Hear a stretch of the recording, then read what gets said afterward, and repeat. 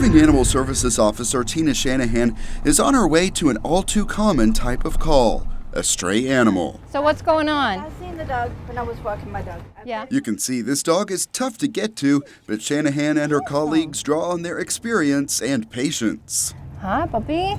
He is soon out, but clearly scared, and this whole ordeal could have been avoided pretty easily. So now we're going to scan the dog to see if it has a microchip. Hopefully it does. A microchip would instantly identify the owner of the dog, and the pet could go straight home. But in this case, the scan reveals... No, it sure doesn't. With no ID, he will be heading to the Irving Animal Shelter. It's a scenario with strays repeated more often than most people would imagine. In 2015, we picked up over 4,000, and so it's quite an issue, and our officers are out there every day picking them up. Hi, Christy.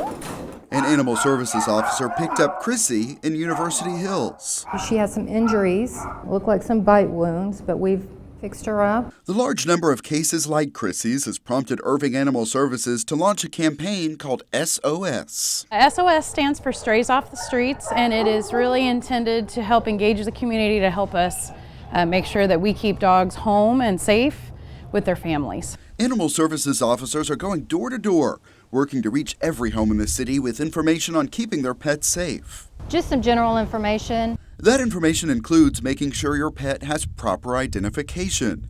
The Animal Care Campus sells inexpensive tags, but microchips are the best bet because they can't fall off. They're nearly painless. If she would have had a microchip, we could have saved the whole step of even coming to the shelter.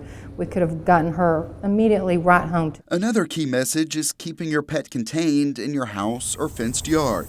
It's the law for both dogs and cats. Some cat owners have trouble keeping their cats indoors, but really it boils down to trying to keep their pets safe. So over 1,000 animals in 2015 were picked up deceased, and that is a big deal, and a lot of those animals are cats. There is a leash law, yes. You have to have your pet contained at all times, whether on a leash or behind a fence. To help keep your pet from roaming, spaying or neutering can help. Take Chrissy, for example. She came in not spayed, so a lot of our animals that we have in the shelter have come in unaltered. That's a reason for wanting to roam, it's to find a mate. Also, get to know the Irving Animal Care Campus.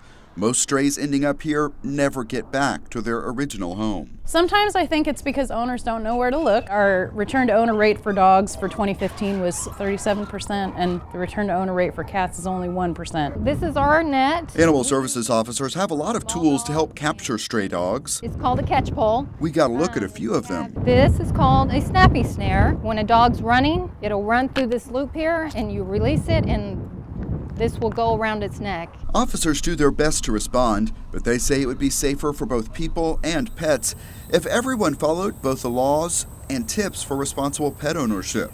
Then officers could avoid encountering pets gone loose, now injured or even dead. Yeah, that's the hard part, having to pick them up. Any animal that we pick up, whether alive or deceased, we scan.